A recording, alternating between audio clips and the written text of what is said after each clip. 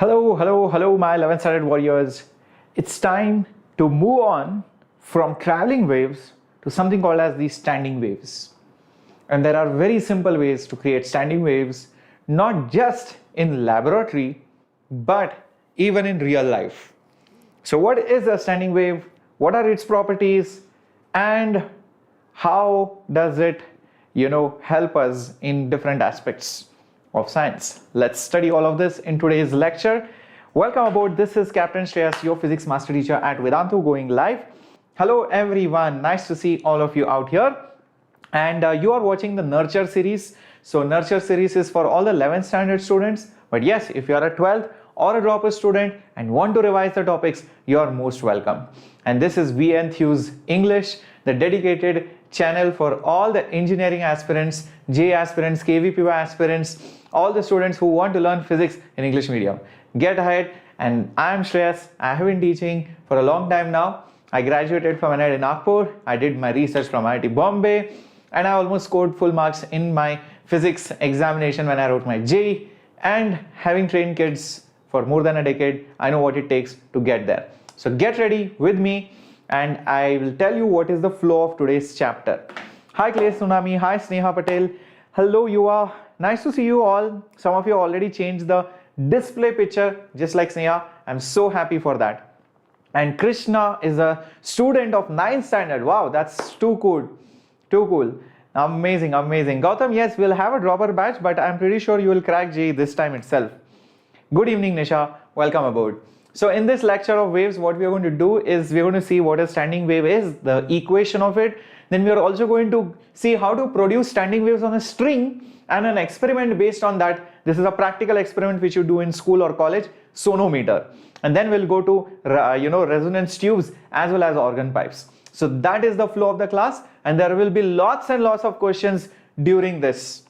Selva, it's very simple how to change the display picture. All you need to do is, if you're watching this video right now, what you need to do is just go to the video that you're watching, and in the description box itself, you'll be able to find it. Yes, if you're real Vedans, then change your display picture and show your love and support. Ninja Warriors, just click on this link. You can just download this picture, and all you need to do is go to your YouTube account and say, probably you need to go to settings, and then you can change your display picture. That's how you do it. All right, that's very simple, guys.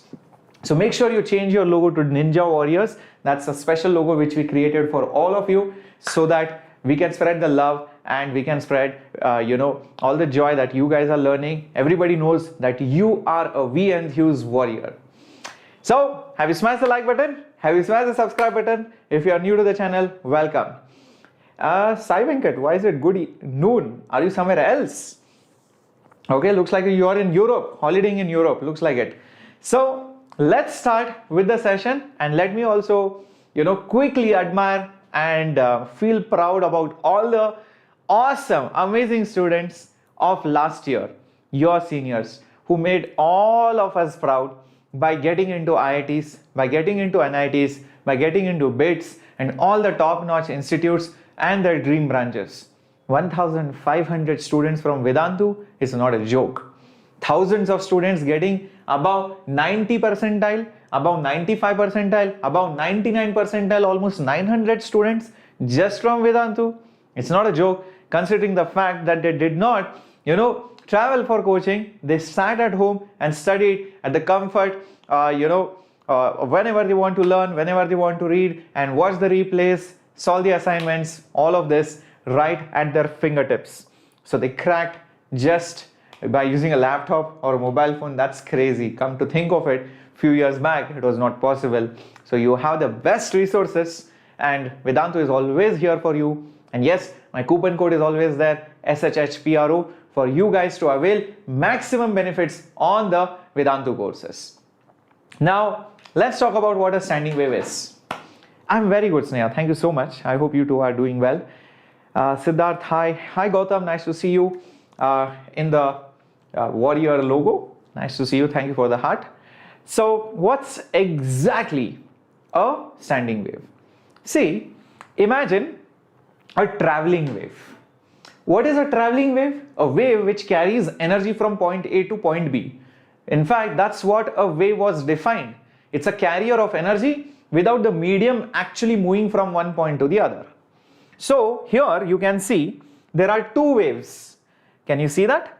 There are two waves. One wave is basically going from left to right.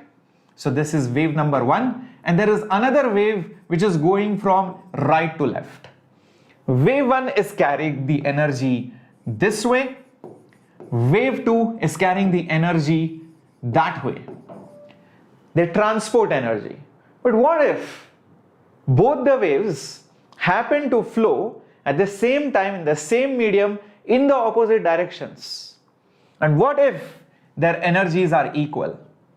Then is the energy going this way or is it going that way? Come on, think about it.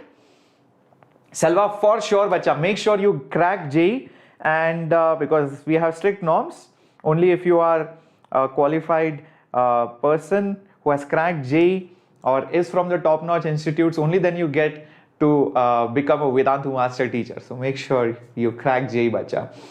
Yeah, looks like an optical illusion.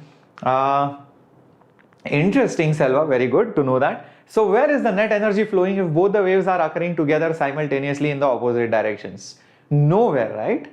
Because this wave is carrying this energy this way, other wave is carrying the energy opposite way. Net energy flow is nothing. So that kind of energy is now trapped. It's now stationary. It's now not able to go anywhere. It's, bound because both the waves are opposing the flow of energies. So now there is a trapped form of energy. That trapped form of energy occurs in something called as the standing wave. And this is how a standing wave looks like. Okay, so two waves carrying energy in two opposite directions. You will see the net energy flow is zero and you have bound energies or trapped energies, and that's what you call as a stationary wave, not a traveling wave. So let's get this on our, and here we are. So imagine this. We have, two waves. So let's say I call this wave number Y1 and wave number Y2. I'm just going to put it up on your screen and you're going to see how it works. So Y1 is, let's say, 2 sine, let's say 3x minus 5t. Okay, and let's add a slider over here, and let's say the slider repeats itself and it starts from, let's say, 0, and let's say it goes till, I don't know, maybe let's say 5, and in the steps of, let's say, 0.1. Okay, interesting. Now let's see how it behaves. Let's just play this and see what happens. Can you see this wave is going towards your right side? Can you see this wave is going towards your right side? I hope you guys can see this very, very clearly. Fair enough. Now let's draw another wave. Okay, let's just pause this and let's draw another wave. But this time it's going to be of the same amplitude, like you can see. Just that instead of this minus, I'm going to change it to plus. When I change the sign here, what happens? The direction of the wave changes. So let's just do that. So sine of 3x plus 5t. Okay, I'll just hide this for now. So now you can see that you have a blue wave which is going on the other side. Now let's have both the waves together. You can see the red wave is going towards the right, the blue wave is going towards the left. So both are crossing each other. So now how will the resultant look like? How will the resultant look like? Isn't it looking amazing right now? So let's see how the resultant looks like. So here I'm going to write this as, let's pause this, and I'm going to write it as y1 plus y2, I suppose, and I'll just get rid of these two waves. So this is basically your purple wave or whatever. Let's make it green and let's see how it looks like. Let's play it. Wow, look at this. Expands, contracts, expands, contracts, expands, contracts. I will show it to you in slow motion. This is how it looks like. It becomes flat and again expands and again becomes flat. And you can see these points are fixed between which the oscillations occur. These points are fixed. Crazy, right? So basically these two waves going in the opposite direction is creating this green colored stationary wave right over here. Remember, we have one more class on waves, that is on Doppler effect and beats. It's a very big chapter. In fact, we are doing 2 chapters, if you think about it, waves on a string and sound waves together. So it's a big important chapter. Guaranteed questions in JEE Mains, 100%, at least 4 marks. In fact, there are cases where you can get even 8 marks or even 12 marks in one single paper. So let's go ahead. All right. So we just saw what waves, standing waves are and how they are different from the traveling waves. And now we can create standing waves via different means. How? Number 1, imagine you have a friend, you give him a string and ask him to generate a wave. So he will start generating a wave. So that wave will go from here to there. You will stand on the other side and you will also create the same kind of wave. So your wave will start going like this. Now both of your waves will go in opposite directions. They will obviously interfere and they will create standing wave. That is one way. What if you don't have a friend? Possible, right? So what do? Don't worry, physics is your friend. How? Reflection. So you can create standing waves by reflection. How? Very easy. You keep the other end of the string attached to either a fixed or a free end. Remember, I have taught you how waves get reflected from fixed end or free end. Remember, when the wave hits the fixed end, it inverts, and if it reflects from a free end, then it comes back in the same phase. So you create a wave, so that wave goes, it reflects from the boundary and it starts coming back.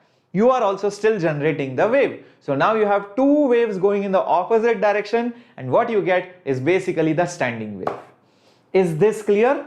How you created the standing wave without a friend? So with a friend and without a friend, you can create. So when you don't have friends, what you do? You create standing waves using reflection. So put up a yo in the chat box. Yeah, let's see how it looks like. Look at this. Okay, let's probably play this animation right from beginning. Okay, let's see if we can get it to go from the beginning. Yep, there you go. So you have a wave which goes, it hits that wall, reflects, comes back, and what you get is a standing wave. So that's it. That's how you get a standing wave. Interesting, beautiful, amazing way to create a standing wave. So how does the standing wave look like? It looks like this. Now, if you notice, when these waves go hit and reflect and they are creating a standing wave, there are some points like this, this, this, and this. They are not moving. They are just changing the angle, but they are not moving up and down. Now, there are some other points which you would notice. They are moving by maximum amount. You might have heard some terms back in chemistry, and those terms will now be useful even in physics over here. Those points which have maximum moment, they are called antinodes. Those points which have minimum moments, they are called as nodes. So nodes are nothing but those points with minimum displacements. Okay, whereas antinodes, they have maximum displacements whatsoever. In fact, their amplitudes are large. In fact, over here you can see the amplitude is 0, whereas for antinodes you can see that the amplitude is maximum. That's number 1. Now, if you have understood what nodes and antinodes are, I would also like to point out the difference between a traveling wave and a standing wave. Observe this very carefully. And I want you to react. I want you to, go with me. I want you to chat with me in the chat box as well. So tell me one thing. If you look at, let's say, from one node to the other node, this particular region, can you see that? This particular region. I've just shown the extreme and the other extreme over here. This particular region is called as a lobe. What do I call it? I called it as a lobe. Interesting. Now, why does the wavelength remain the same in standing wave? Nothing. Simple. The wave which is getting reflected and coming back, that wavelength from the source itself is same.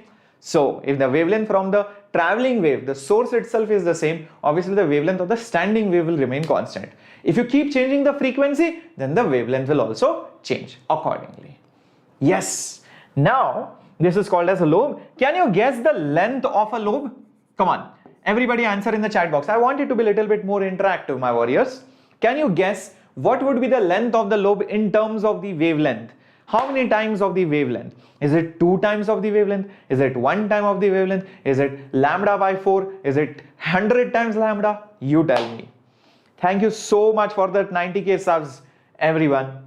Yep, Ramya, now we are a big family. Very good, Gautam, Kriti, Keshiti. Oh no, Keshiti, it's not 2 times, it is half. Benedict, the pro for 12th standard has already started in different ways. There is 11th revision going on, and those students will be enrolled into the 12th standard batch. Yeah, so that length of the lobe is basically lambda by 2. You can see that very, very easily that this one thing is one wavelength. Can you see that? This is one wavelength. So this is entirely one wavelength. This is half a wavelength. Fair enough. Now, next thing I want you to answer. If you take any point, let's say a point here, it is going up and down like this. If you take a point here, it is going up and down even more. If you take a point here, it is going up and down probably a little bit less. If you take a point here, it is going up and down a little bit less. So do you see each point has different amplitudes? Can you see that each point has different amplitudes? Antinodes have maximum amplitude, nodes have 0 amplitude. But that was not the case in traveling wave.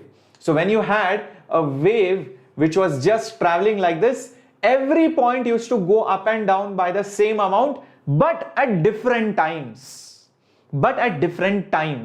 Not together. This will go up, then this will go up, then this will come down, this will go down. So, you know, they will all have the same amplitude, but they will not go up and down together. That's one thing you can find it different if you compare it from the, traveling wave. Benedict, just wait till the end. I will definitely help you out with it. Okay, just stay till the end. I will help you towards the end. Next thing, which is definitely different, or you can compare it with your, traveling wave, is that when you had your wave which was traveling, then this point, and this point, they used to go up and down with some phase difference. There was always a phase difference between point 1, point 2. Remember that? In fact, there was a formula also for that, which was given by 2 pi by lambda into delta x. Now observe this clearly over here. Take, let's say, a point over here, and let's say take a point over here. Both of them go up and down together. Up, down, up, down, up, down. So what is the phase difference between the points? 0. They are going up and down together, but different amplitudes. So when you are inside a lobe, all the points go up, all the points come down, all the points go up, all the points come down simultaneously. So there is no phase difference at all. Interesting. So many differences. But there is a but over here. What is that but? See, if you take a point here and you take a point here, when this is going up, that is going down, that is going down, that is going up. So do you see in adjacent lobes, there is a phase difference of pi radians? When this goes down, that goes up, this goes up, this goes down. So there is a phase difference of 180 degrees or pi radians. So these are the important differences. In case you have not been noting them down, don't worry, I'll give it to you as pointers. So I'll just mention over here, this is basically called, I'll show this as a lobe. Number 1, the length of a lobe. What is the length of a lobe? It is lambda by 2. Okay, number 1, or points may have different amplitudes. Why have I used the word may? Because it's possible there are some 2 points with the same amplitude. But in general, most of the points have different amplitudes. So that's why the word may. Next important point, which I'm writing, all points in the same lobe in the same lobe have zero phase difference. Zero phase difference. But the next point is points in adjacent lobes have how much phase difference? Pi phase difference. Pi phase difference. This is something which you should keep in mind. Very, very important. Yes, Neha, it will be posted in the Telegram channel as well. Hello, Ramagira. Yep. So very, very important. These pointers will be available to you in the Telegram channel. My printed notes, my handwritten notes, everything will be there. Keep all these things in mind. Okay, moving ahead, let's talk about, yes, standing waves is done. So let's see the equation of the standing wave. So let's derive it. It's very, very simple. So imagine there is one wave which is going like this. It has an equation y1 which is equal to a sine kx minus omega t, and then you have another wave which is, let's say, going like this. It has an equation y2 which is equal to a sine kx plus omega t, plus because the direction is opposite. So the resultant is basically a standing wave, and that will be equal to y1 plus y2. So let's find that out how much it is. So it will be a common sine of kx minus omega t plus sine of kx plus omega t. Now this is of the form sine c plus sine d. Sine c plus sine d will be 2 sine c plus d by 2 cos c minus d by 2. So I'm just going to get 2 times, because that 2 will come outside, into a into sine of, think about it, kx minus omega t, kx plus omega t. So when you add both of them, you will have 2 times kx divided by 2 into cos this minus this. So, or this minus this, cos a minus b is cos b minus a, because cos theta is cos of minus theta, one and the same thing. So you are just going to get this as cos omega t 2 times divided by 2. Now let me write it in a slightly beautiful form. I'll write it as 2a sine kx. Fair enough. But I'm just going to draw it little bit differently, and over here I'm just going to put this is a cos of omega t. The reason for the different colors you will understand. Now this term, oh by the way, this is the final equation. This is exactly what we wanted. So I'll just highlight this and keep. I don't need to do anything further. Now this term that you see right over here, this term is a function of x only. It's a function of x only. This term, the one in yellow, is a function of time, and cos or sine functions are oscillating functions. If time changes, this blue term won't change. Means you wait for some time, this term will be unaffected. It only depends on the position or location. This term will keep on going up and down, up and down. So this is an oscillating term. This is an oscillating term. All right. Don't think that I have done a spelling mistake or I'm dyslexic because this was COS and this is now OSC. Like, sir has gone nuts. No, this is oscillating term. This is an oscillation as a function of time. This term over here, the multiplying factor with the oscillating term is the amplitude. So this term over here, this is your amplitude term. I'm just going to put it over here. This is your amplitude. Yep, this is your amplitude. Very, very important, guys. What this tells you is that the amplitude is a function of x, and it makes sense. Each term has a different amplitude. Did I not tell you all of this? Each term has a different amplitude. I just mentioned that to you.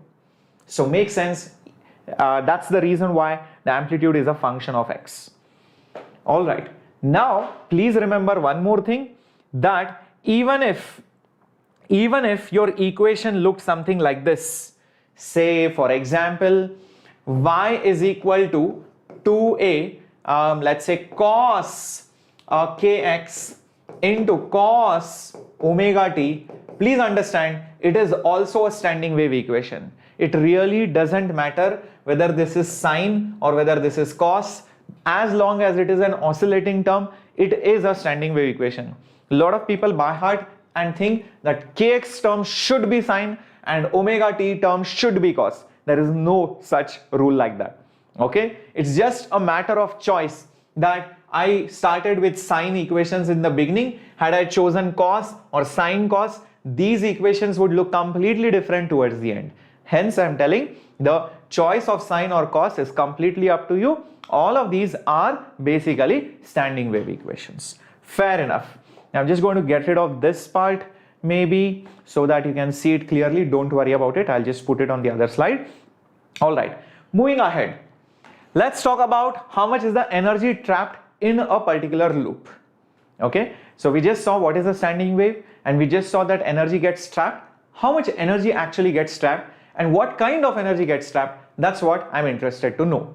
Now, if you remember correctly from our previous and earlier discussions which we had in our waves lecture, I had told you if the 2 points are flat, that means the slope is 0, then for such a point the potential energy of that element is 0. Wave wise, the wave potential energy is 0 because there is no extension between the elements of the string. It's just flat. There is no wave traveling over it. If all the elements were flat, there is nothing which is propagating, so there is no wave potential energy. But if that same element becomes like this, and if the slope is more, then the wave potential energy is also higher. That's what I told you. Very good. Now, going ahead, I had also mentioned about the kinetic energy. Remember, all those elements which were, on a wave over here, they used to have, very high potential energy, and these points used to have very low potential energy. If you remember, that's how you can relate this to. Now, just imagine a lobe where a standing wave is formed. That lobe goes up and comes down, goes up and comes down. If I ask you amongst these positions 1, 2 and 3, where do you think the potential energy is maximum? Where do you think the potential energy stored is maximum? Which of these positions? Think about it carefully and you will understand that when the string is flat, then there will be no potential energy stored. In fact, all of the energy should then be kinetic. Hence, you can see a lot of potential energy will be stored here. It will be stored here. Okay, it will be also stored here. Okay, I'm just shading it based on where the energy stored is more because the slope will be more, and it becomes thinner. Reason of it to become thin because the elements become flat. And as it goes down, the slope decreases and you will see potential energy goes away. So where will the potential energy go? Obviously in kinetic.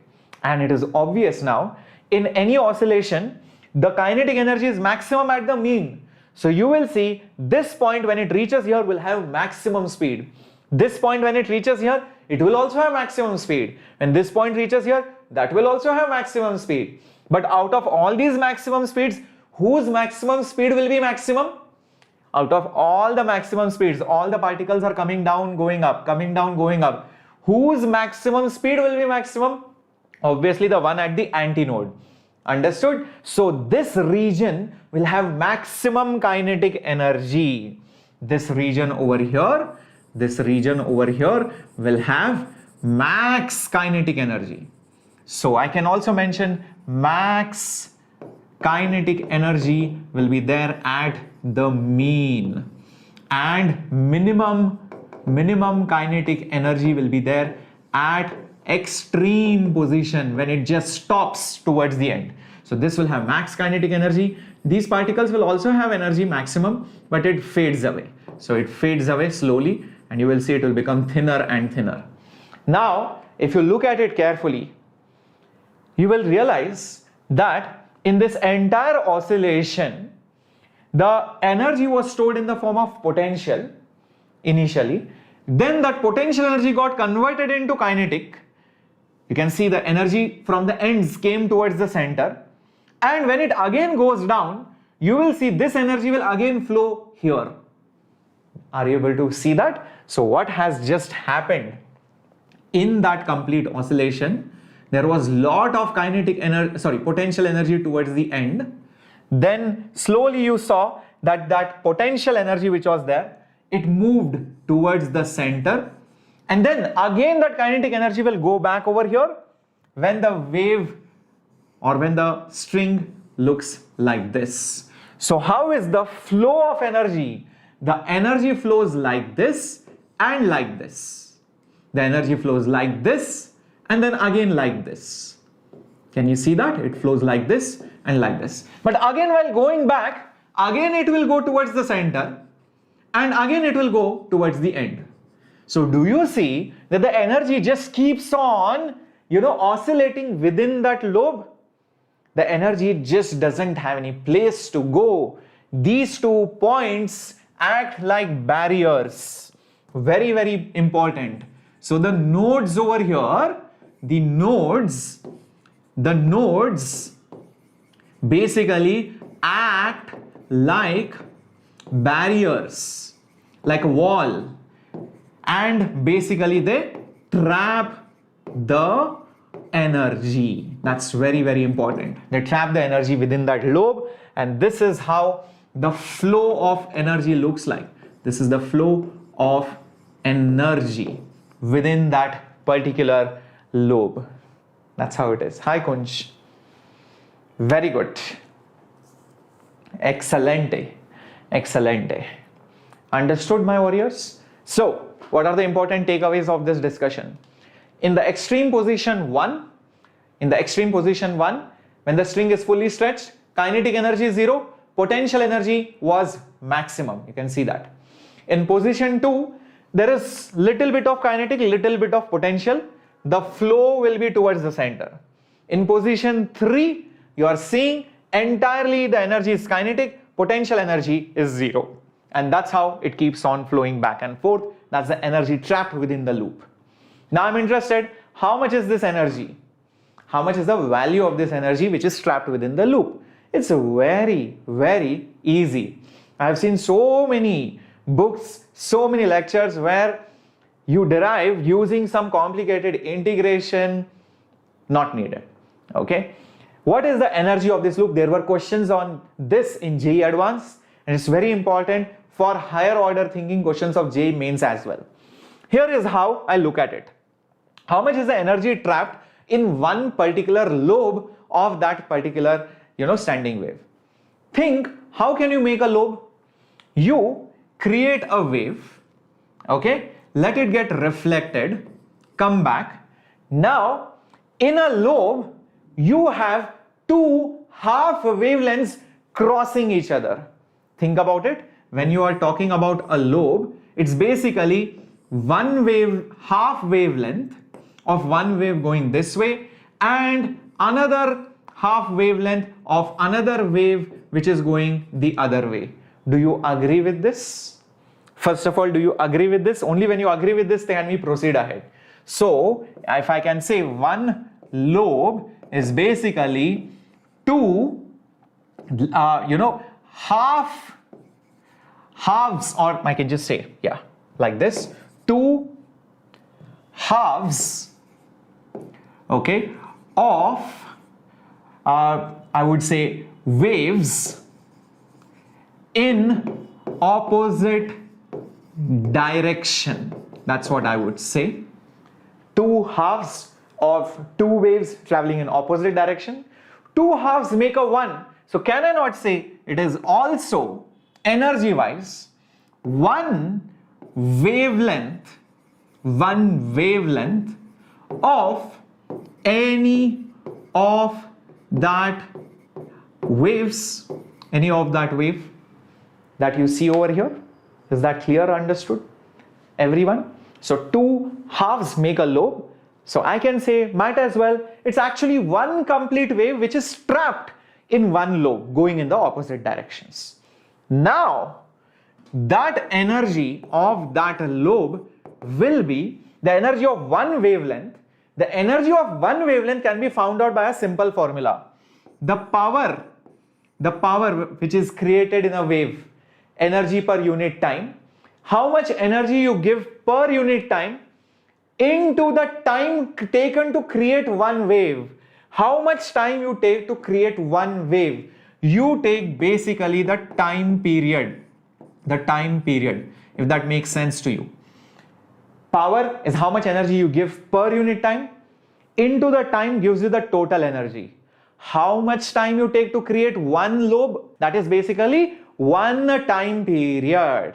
So I'm just going to put the power formula which I know, which is half mu v a square omega square into time period is 1 by frequency. So I'll just put it as 1 by f.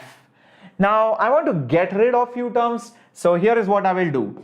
Half mu velocity, I know v is f lambda. So I'll just put v as f into lambda into a square and then omega square, and I have 1 by f. F goes, so I'm just left with half mu lambda a square omega square. So that is the energy of one lobe. Very, very interesting. Half mu lambda a square omega square. Very important relationship. Keep this in mind. It should be there in your head. You should know it by heart. Okay? And you should also obviously know the derivation. That's the reason why I did the derivation in front of you. Alright? So that's the energy trapped in a lobe. Are you guys now ready for some questions? Very good, Nikhil. Excellent, Pranjali, Sneha, Khushi, Ankit. Let's go to one question coming up on your screen. There is a standing wave consisting of 3 nodes and 2 antinodes. And it is formed between 2 atoms at a distance of 1.21 angstroms between them. Looks crazy, but come to think of it, it is not. The wavelength of the standing wave is. Okay. Yes, Nikhil, I think they will release the notification for JEE Mains after 10 years that yes, 2022 JEE will be conducted now. They are sleeping right now. So here is what I will visualize this as. You have 2 atoms. So this is one atom over here like this, and there is one another atom over here, maybe like this. And between them there are 3 nodes and 2 antinodes. So imagine it like this. If there are 3 antinodes and 2 antinodes, that means if the antinodes are like this, you should have symmetrically placed nodes. So one node over here, one node over here, and one node over here. So these are your nodes and these are your antinodes. These are your antinodes. Now you can visualize the lobes very easily. Think about it. It will look like this. These are your lobes. And now you can see that you have 2 lobes. And we all know each lobe is always lambda by 2. So 2 lobes is nothing but lambda. But that is also the distance between the 2 atoms, which is given to be 1.21 angstrom. So the wavelength has to be option A. That's how simple it is. Interesting, right? Okay, Prakash likes the yellow color. Okay, no problem, Prakash. I'm going to use all the colors. Blue, yellow, orange, red, everything for you. So there we go. Option A is correct. Moving on to the next question coming up on your screen. The graphs shown over here show the standing wave on a string. This is a standing wave at some instant t1. Okay. And at next instant t2, the same standing wave looks flat. You all remember the standing wave looks like this, then becomes flat, and then again becomes like that, and again becomes flat. So it keeps on oscillating back and forth. So this is T1, this is T2. T1 is one of the extreme because it's the maximum displacement. So all the particles are at the maximum displacement right now, and then they all come down and become flat. The question is, how is the energy flowing? Is it flowing? If it is flowing towards the right, then which point do you think is the energy flowing towards the right? Hello Amoret, welcome aboard. Okay, I just gave you a diagram just some time back. In case you have forgotten, let's go back over here. Look at this.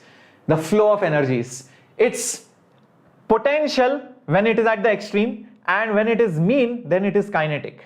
So from this position to this position, from position 1 to 3, the potential energy towards the end flows as kinetic and the kinetic flows as potential. So if that's the case, then you can quickly visualize this somewhat this way.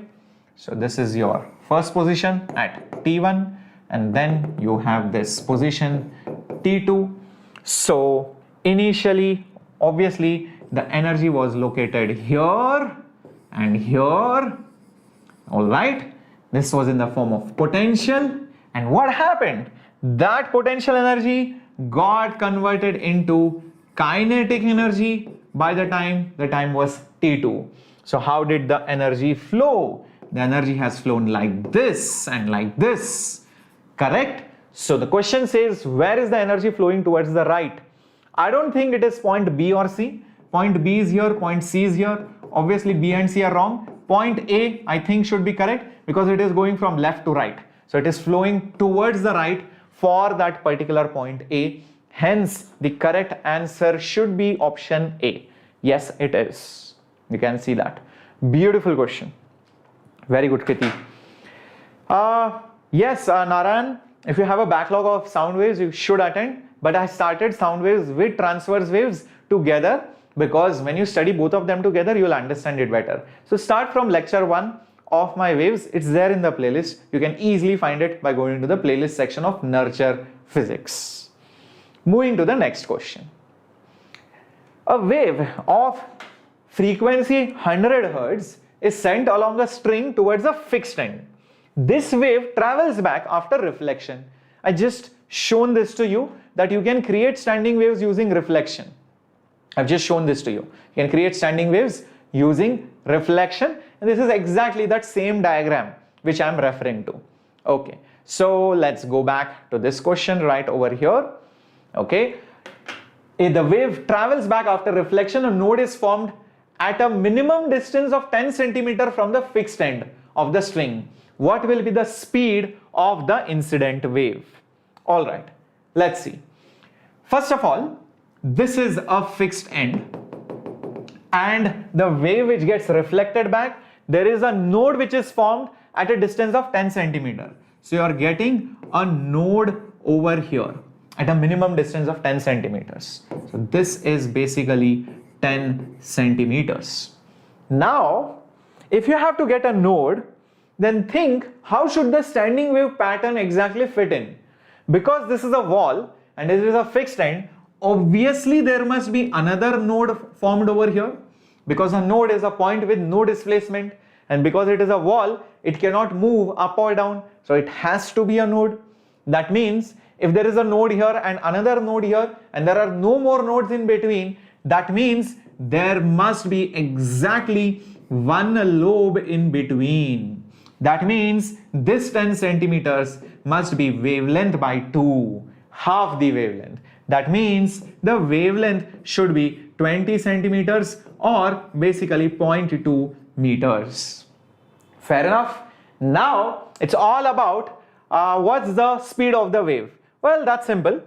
Wave speed is nothing but f into lambda. Frequency, that's 100, and wavelength, that's 0.2. So that's going to be how much? We have it over here, 20 meters per second.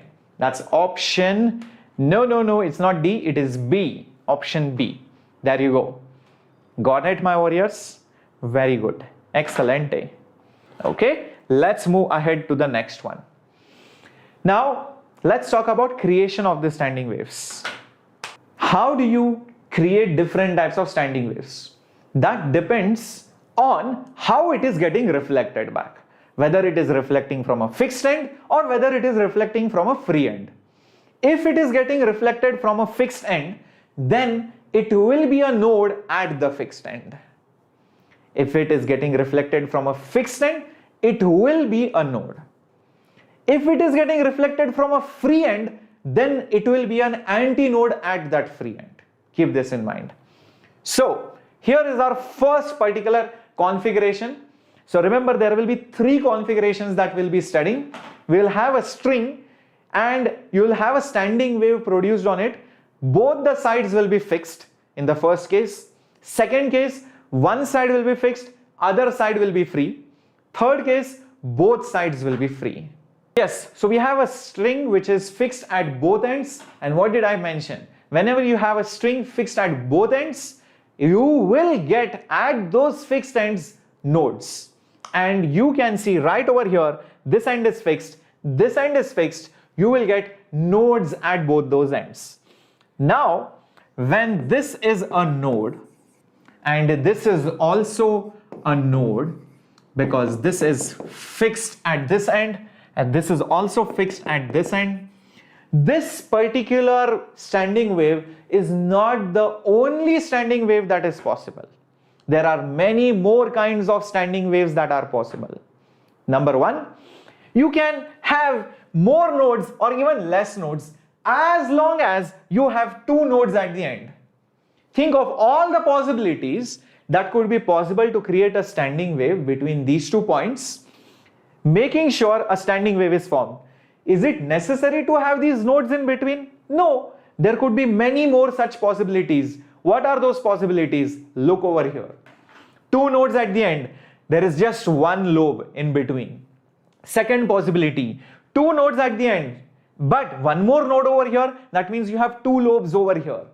Another possibility, again fixed ends both on either side, so both nodes on either side, but you have two nodes or three lobes in between. So you can see that right over here that so many possibilities are there. I can have n lobes if I keep on continuing like this. Are you able to understand that? Are you able to understand that, my warriors? Can you see that? Very simply put, it's very, very easy. So whenever you have two nodes at the ends, you can have n number of lobes completely filled inside. All those are valid possibilities of the standing waves for a string which is fixed between two ends. Now, what will be the wavelength or frequency of these waves? Let's figure this out. Let's write this down. So transverse wave standing with nodes at both ends, the strings which are getting formed over here is shown. So there will be basically n lobes formed, L lobes formed between this length L. Hence, I can say n times of lambda by 2, because each lobe is lambda by 2. If there are two lobes, 2 lambda by 2. If there are three lobes, 3 lambda by 2. If there are 5 lobes, 5 lambda by 2 will be equal to the length of that string. Makes sense? Next up, I can write lambda in terms of frequency. How? We all know since V is equal to F lambda, lambda is V by F. So therefore, N into lambda is nothing but V by F, and that 1 by 2 is there. This will be equal to L. Just juggle this equation. So frequency will come on the top. What else will be there on this side? N will be there, V will be there, and this 2 and L will be there. So this is my frequency formula. Very important. Any frequency which is a multiple of V by 2L is all allowed to form standing waves between two fixed ends. That's how it is. So on what factor does the number of nodes depend between the 2 points? Okay, now there are many more things which decide what kind of vibration will happen. Understand, you can get any of these vibrations. It depends mainly on how you are sourcing it. Example, imagine this is a string of a guitar. Okay, when you pluck it, you are giving it some push, you are giving it some force, you are energizing it. How you energize it decides which kind of vibrations or which kind of oscillations will occur, whether it will be this or this or this. So it depends on the frequency of the source most of the times. Yes, Jagdish, I'm going to teach resonance, definitely. Yep. In SHM, I have already taught resonance from the perspective of resonance or SHM. Here I will be talking about resonance in different perspective. You will be seeing that. Okay. So having said this, what is the lowest frequency possible? The lowest or the smallest frequency is possible is when n is 1. that is called as the fundamental frequency. What is it called? It is called as the fundamental frequency. That will be F0 and that will be V by 2L. Some books also write it as just F1. That is also fine. That is the fundamental frequency, the lowest possible frequency. This is your fundamental.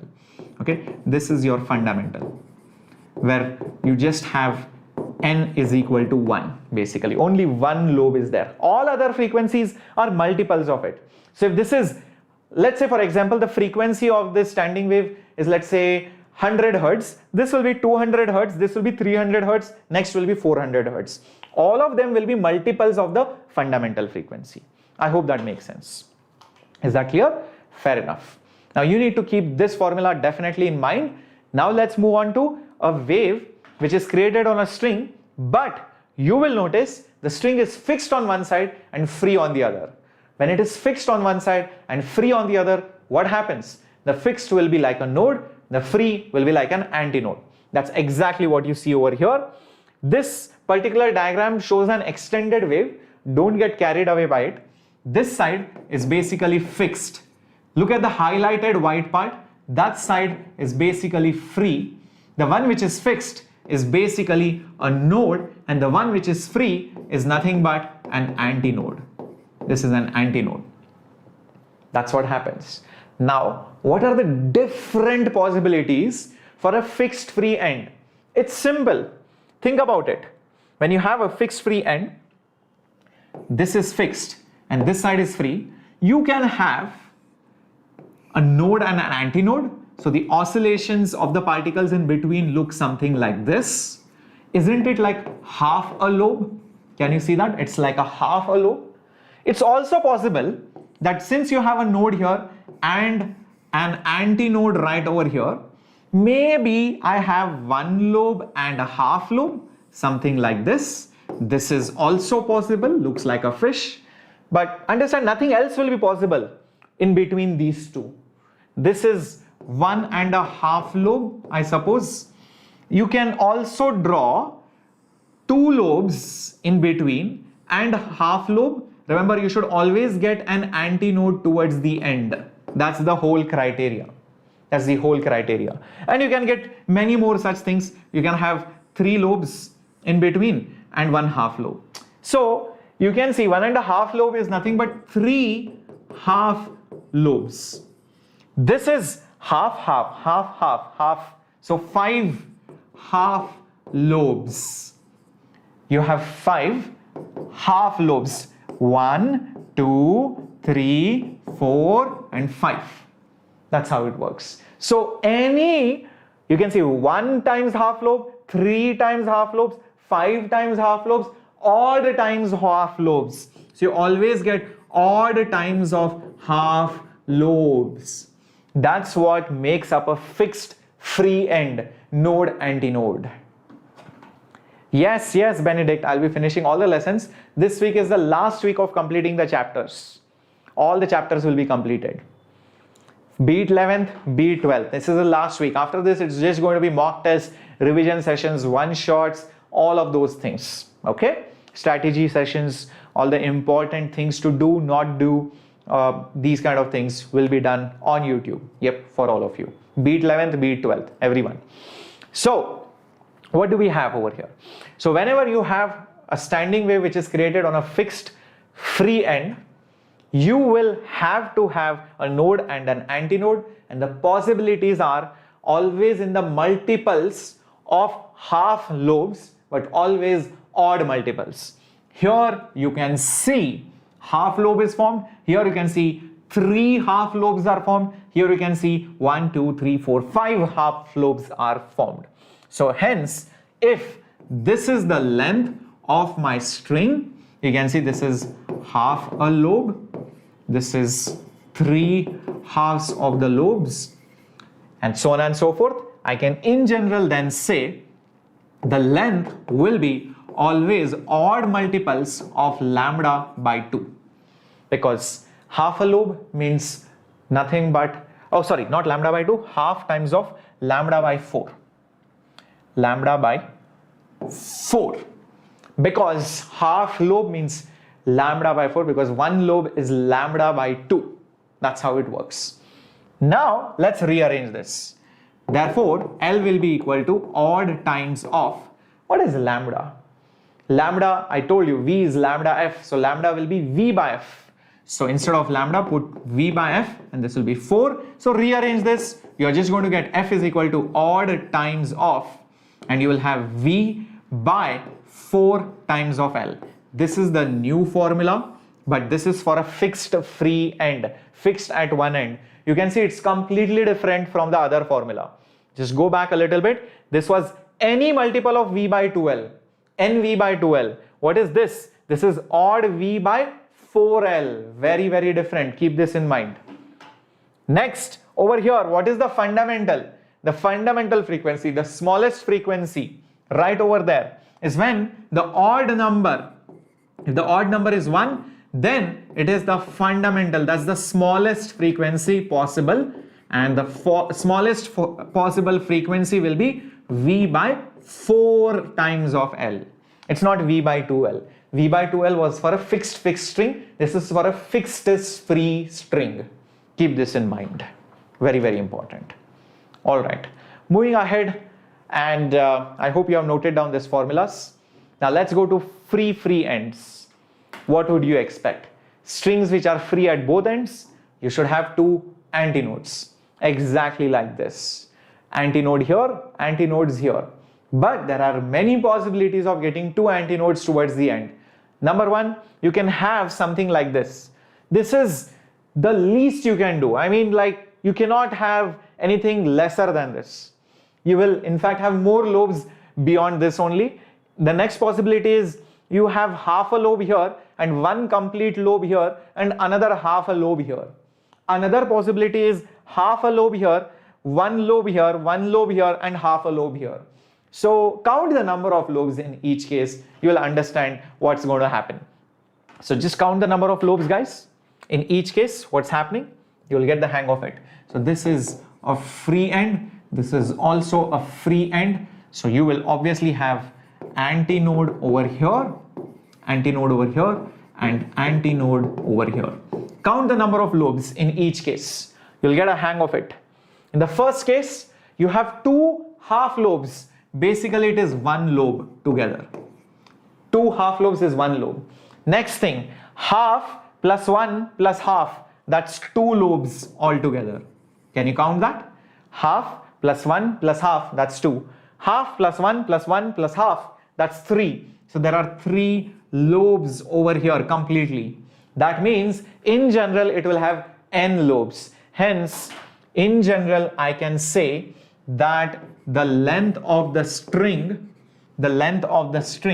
will have n times of lambda by 2. Now this formula, n times of lambda by 2, looks very familiar to me. Remember over here, L is n lambda by 2 was also there for strings which were fixed at both the ends. You always had n lobes formed. Hence, the formula for frequency should be exactly the same. So F will be equal to n times V by 2L. As simple as that. And what will be the fundamental?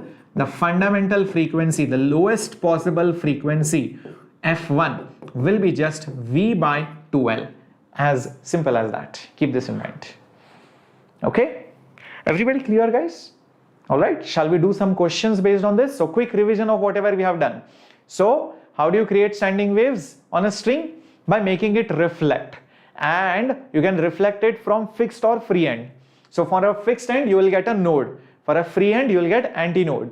And when you have it fixed on both sides, the formula for frequency of that wave which is traveling or the standing wave which is produced is NV by 2L. Next, if it is free at one end and fixed at the other end, then you will get the formula as odd V by 4L. Only odd numbers are possible. And if it is free at both ends, then you will get it as NV by 2L. The point is that these frequencies of the standing wave depend on the source which is energizing it. You can only energize it at certain frequencies. Only at those frequencies will it actually end up producing the standing wave. At any other frequency, on that length for that velocity, you will not get the standing wave on such a string. You will not get it. Keep this in mind. So let's move ahead to solve some questions up on your screen. But before that, I want to give you the naming of how these frequencies are called. Many people do not know what these frequencies are called or how they are numbered or how they are named. You always have these, nomenclature in chemistry, but you do have nomenclature even in physics as well. So, example, I'll give you an example, simple one. So, let's say your frequencies are 10, then you have 20, let's say then you have 25, let's say you have 30, let's say you have, I don't know, maybe 50, okay.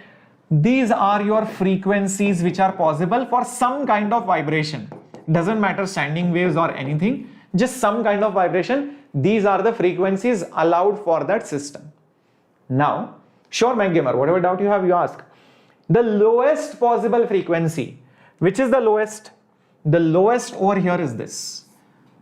The smallest frequency out of all of this is called as the fundamental. This is called as the fundamental frequency. All frequencies which are multiples of it, they are called as harmonics. All frequencies which are multiples of it. 20 is a multiple of 10. Yes. So, what I will do, I will call it as the second harmonic. Second harmonic. Harmonic means multiple. Multiple of the fundamental. Multiple of the fundamental frequency. So this is the second harmonic because it is the second multiple. 10 into 2 is 20. 25 is not a multiple of 10. Is that making sense? So 25 is not a multiple of 10, so ignore that. But 30, yes, it is the third harmonic. It's the third harmonic. Correct? Next, 50, yes, 50 is also a multiple of 10, so it is the fifth harmonic. It's the fifth harmonic of 10 hertz. So harmonic means multiple. Great. Next up, you have another nomenclature which is called as an overtone. Overtone means how many frequencies above, not exact value wise, but numbering wise, are you above the fundamental. Now 10 hertz is the smallest or fundamental frequency. 20 hertz is the first frequency that you get after 10 hertz. So this is the first frequency you get. So this is called as the first overtone. Overtone, the number of frequencies you have to move up above the fundamental. Rohit, welcome bacha. 25 is the next frequency. I know it is not exactly a harmonic, but it is a frequency. So this is now the second overtone.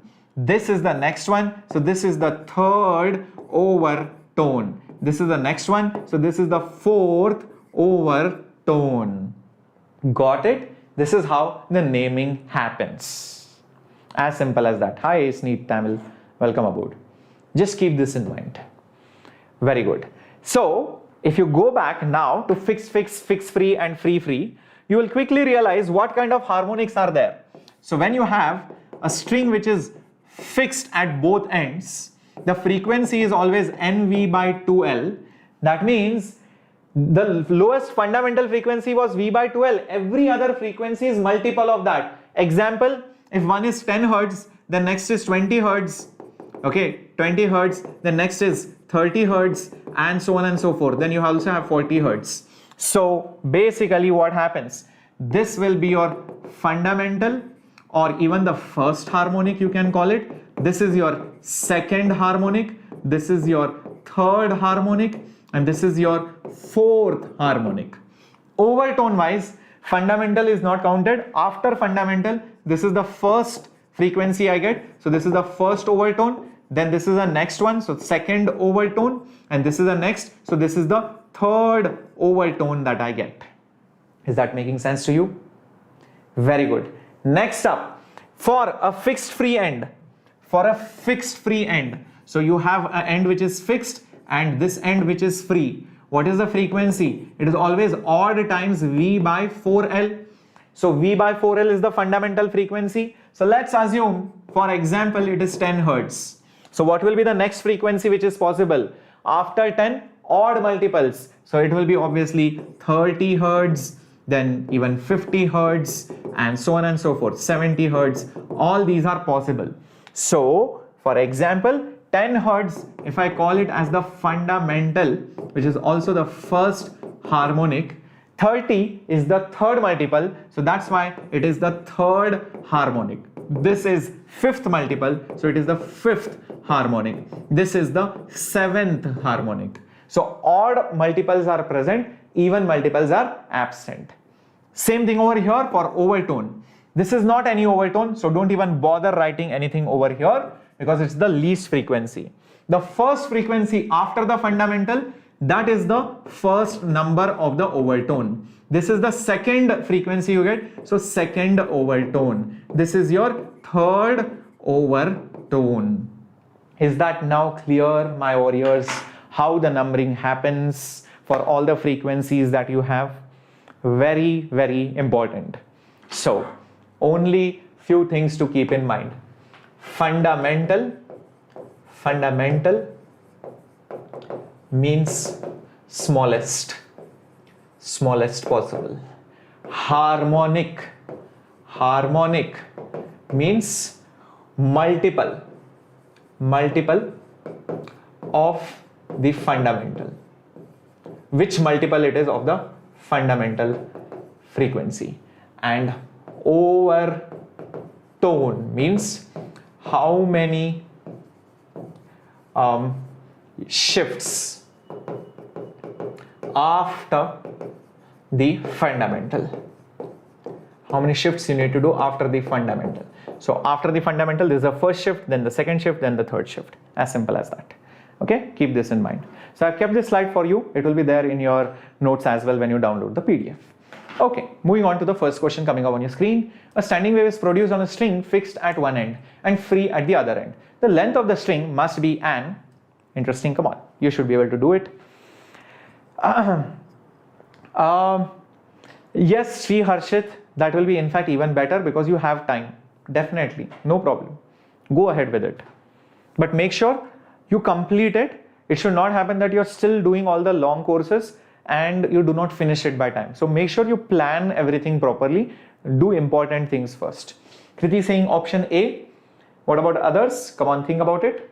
Odd, even, what is it? What kind of multiple will it be? Nati also saying A. Interesting. Well, a standing wave on a fixed at one end, it has to be odd multiples of lambda by 4. Correcto. Very good. I just showed that to you just some time back. Fixed at one end. You just saw the length is odd times lambda by 4. This is lambda by 4, 3 lambda by 4, 5 lambda by 4, and so on and so forth. So yes, that's the answer. Moving on to the next one coming up on your screen, and here it is.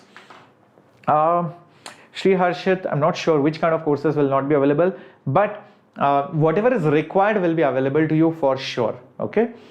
So don't worry about it. And if you are in the crash course, already what is there, that is, trust me, more than sufficient. You have so many assignments and mock tests already which are there.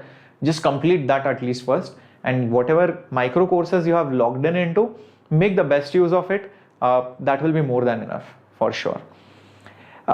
Benedict, I think I just answered that question. I have covered all the lessons for JEE in YT. This is the last week. Right from beginning till the end, all the lessons are completed on YouTube. Okay, great. A string is stretched between fixed points separated by 75 centimeters. It is observed to have resonant frequencies of 420 and 315 Hertz. Now, what is the meaning of it resonates at this and this frequency? Let me show this to you. So let's say, I'll just open up, let's say FET. This is a very interesting website. You can obviously visit it. It's got cool simulations and you can get a lot, visual understanding of so many topics. It has physics as well as chemistry simulations. Sometimes it takes some time, but let's see. Okay, so let me just go to sound and waves, and let's go to just probably wave on a string, and let's see how do we create a standing wave, and I'll show you how to create a standing wave even at home. Yep. The term 1 crash course for grade 12th We don't have term 1 crash course KZ or George, we have the entire syllabus crash course. Only term 1 is not there. Term 1 is already over. Term 2 examinations are going on. Term 2 is available, term 1 is not available. Okay, now look at this. This is fixed, this is also fixed. Okay, I can choose this end as free also. So let's say I create a pulse, I will see that it will get reflected back as a trough. There is some amount of damping, so let me just get rid of the damping. It's not needed. So let's say if I create a wave, you can see it will get reflected back and come. Okay, let's restart this. If I have a loose end, I know what will happen. If I create a crest, I will get back a crest. Fair enough. That's exactly what I would look for. Now, let me create a standing wave and I'll just show this to you. Look at this. I'll create a standing wave. Wow, look at this. Amazing. You can see a node here and antinodes over here. You can see two lobes roughly being formed over here. So my frequency just happened to match a particular frequency of all those available lists, nv by 2l. Remember, any nth multiple of v by 2l is an allowed frequency for a string which is fixed at both ends. Now, if I try to give some random other frequency, then I will not probably get a standing wave. You can see this is not a standing wave. You can definitely see it is not a standing wave. It is something crazy. So energy is not trapped. So it means my frequency has to be carefully adjusted to create a standing wave. This is okay kind of a standing wave. This node is not stationary. So this is also not a great standing wave. So you can see only certain frequencies can trigger and create a standing wave. And when the trigger happens to create a standing wave, that means I have chosen to give a frequency which is one of the allowed frequencies, nv by 2l or odd v by 4l. Hence, those frequencies for which the source frequency and the allowed frequencies match, that is the resonance. So when I say the string is resonating, that means my source frequency is one of those allowed frequencies for that particular string, be it fixed or fixed free. Is that clear? So let's move ahead, and yes, let's just stop this right now. Okay, fair enough. Let's get going. A string is stretched between these 2 points separated by 75 centimeters. It is observed to have a resonant frequency of this and this hertz. There are no other resonant frequencies between the two. So the question is, what is the lowest resonant frequency for this string? Narayan, for sure I'll do that. Just remind me by putting a comment after the session ends. I will remember it and I'll definitely unblock. Don't worry about it. So let's start this. First of all, I know it's a string which is fixed between 2 points. So these are my two fixed ends, which is 75 centimeters. So obviously I can have a standing wave something like this, obviously. And the two frequencies are 420 and 315. There is no other frequency in between. That means if one is a multiple of the fundamental, the other one is the next multiple. There is no other frequency in between. So let's say the fundamental frequency is F1. Therefore, 315, because it is fixed at both ends, 315 will be some multiple, I don't know, n multiple of F1. Agreed upon this? Some multiple of F1. F1 is the fundamental, just like I've shown you before. Similarly, 420 will be the next multiple.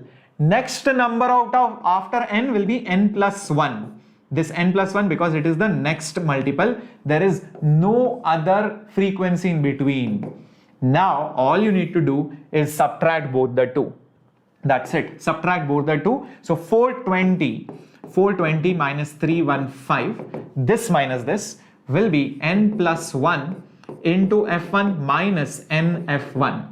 420 minus 315 is 105. This will be n gone. So I'll just have F1. This is exactly what I needed. What is the fundamental frequency of that string? So 105. Do I have it somewhere? Yes. Option D. Correcto. That's the answer. That's how you do this kind of question. Very good. Let's move on. I hope everybody is clear about this question. Moving on to the next one. Wow, looks like we have two strings and there is some supporting rod and a mass connected over here. So the massless rod, the rod is massless. The strings are identical, AB and CD, they are identical, of equal lengths. There is a mass which is at point P, which is held, which is suspended from that point, and that length BP is X. So if the fundamental frequency of the left wire is twice the fundamental of the right wire, then how much is the X? Interesting. Fundamental frequency of the left wire, that means this one, fundamental frequency of the left wire is twice the fundamental frequency of the right wire. Now you will be like, okay, fair enough, the right wire's fundamental frequency, that means there will be exactly one lobe. Like, sir, both are same, how can the frequency be different? Simple fact, because the mass is more towards the left, understand, the tensions in the wire won't be the same. And what happens when tensions change? Speed changes. If speeds are different, even though the lambdas are same, lobes are same, frequencies will be different. Frequencies will be different. Keep this in mind. So what has happened is, this string has, let's say, tension T1, this string has tension T2. So there is tension acting this way, there is obviously tension acting this way, and they are different. So that creates different velocities. This will have wave speed V1, this will have wave speed V2. So that's the reason why the frequencies are different. So according to the question, the frequency of the left is twice. So frequency of the left is twice the frequency of the right. The fundamental frequency will be given by N, which is 1, into V by 2L. This will be equal to 2 times N. N is 1 because it is fundamental. V is V2 divided by 2L. 2L, 2L, everything goes. So therefore V1 will be twice V2. But velocity is root of tension by mu. So hence I can just say it is root of T1 by mu, and this is 2 times root of T2 by mu. Why is the mu same? Look at this. Identical strings are there. Hence mu's are same. Square both sides. So you will get T1 is 4 times of T2. So this is one of the first equation which I have just got. After this, it's a concept of rotational mechanics of 11th standard, equilibrium concept. The concept of equilibrium. So if you measure the net torque about point P, the torque of mg will be 0 because mg will pass through that point. So torque of mg will be 0. So if it has to stay in equilibrium, the torque on this side and this side should balance each other. So T1's torque will balance T2's torque. Hence, the torque of 1 will balance torque of 2, torque of 1 this way, torque of 2 that way. Torque of 1 about, this is about point P. So torque of T1 will be X into T1, R cross F. So X into T1 is equal to this entire length. If this is L, this is X, obviously this is L minus X. So this will be L minus X into T2. Got it? Because this remaining length will be L minus X. Keep this in mind. Next thing that you need to keep in mind, just substitute the value of T1. T1 is 4 times of T2. 4 times of T2. So just put it up over here. So T1 is 4 times of T2 is equal to L minus X into T2. T2 cancels. So I'll get 4X is equal to L minus X. Bring that X over here. So 5X is equal to L. So X is basically L divided by 5. Do I have it over here? Yes. Option A. Hi Shreyas, welcome. Looks like a lot of people with my name out here. Yep, that's the answer, guys. Alright, so let's move on to the next one. Yep, 1 L by 5. That's the answer. Okay, now let's talk about something called as the sonometer. Okay, so till now we have seen what a standing wave is. We have seen how a standing wave can be created on a string, and there are 3 ways of creating standing wave. Now one beautiful application of standing waves is you can measure unknown frequency of a tuning fork using an experimental setup called as the sonometer. Observe this.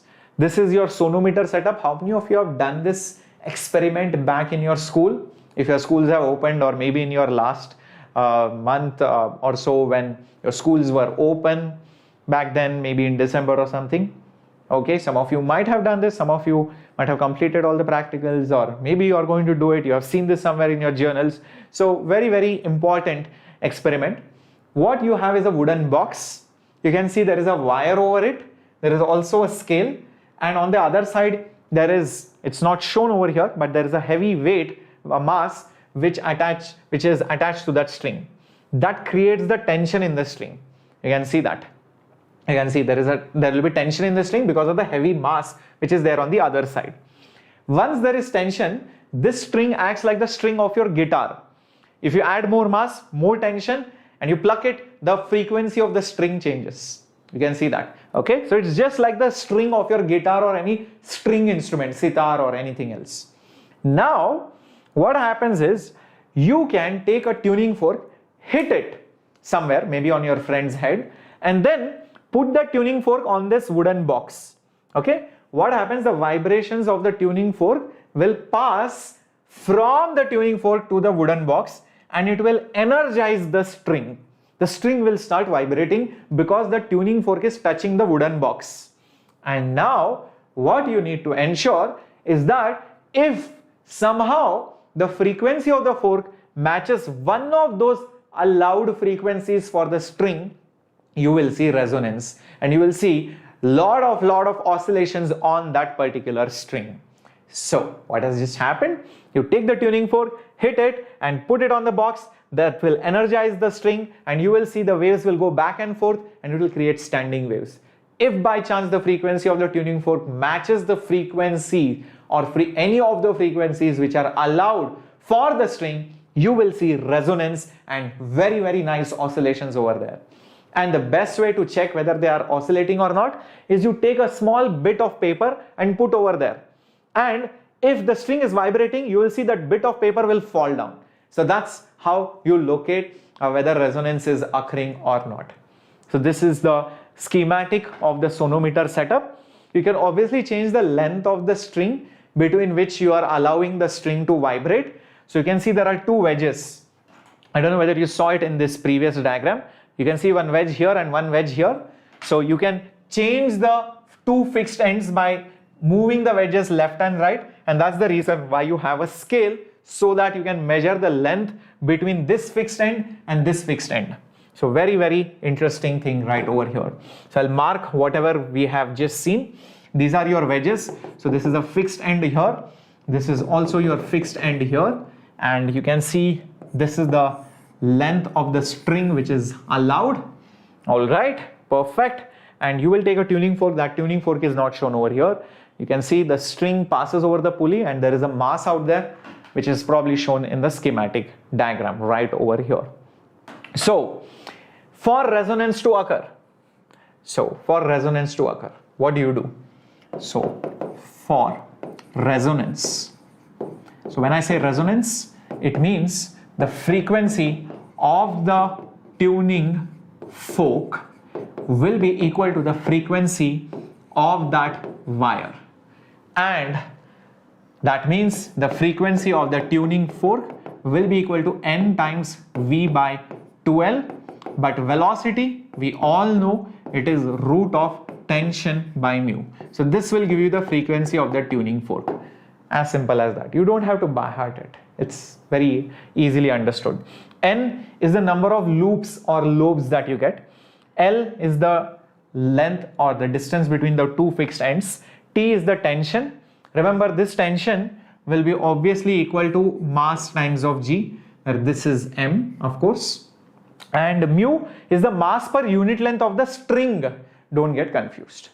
Mu is the mass per unit length of the string. Keep this in mind. All right. So if you have understood what a sonometer does, so you can measure the mass. Obviously, you know the value of G. Mu, you can easily find out. You know what is the length of the string, how much is the small mass of the string. L is the length between these two things. You can count how many loops are there. You will get the unknown frequency.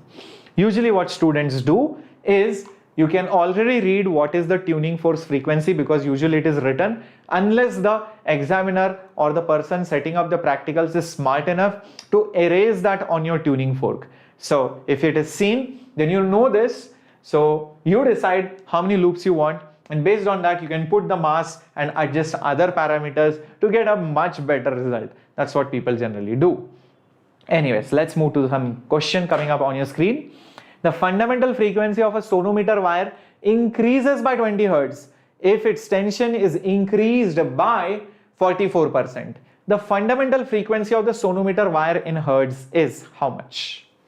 Come on, let's see how many of you can figure this out. Now I know what many of you might be thinking. Sir, the frequency was, I just got it, n by 2L into root of T by mu. So I know what to do. Del F by F is, the tension's power is half. Tension's power is half. So half into delta T by T. If you're thinking about this equation, please remove it out of your head. This is not valid. Why is it not valid? By the way, this equation comes from your errors and dimensions. Why is it not valid? Let me know in the chat box. Come on, why do you think this equation is not valid, my warriors? Think about it. Why do you think this equation is not valid? Is there some reason why it should not be valid?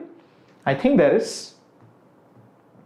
What's the reason why this equation should not be valid? Simple.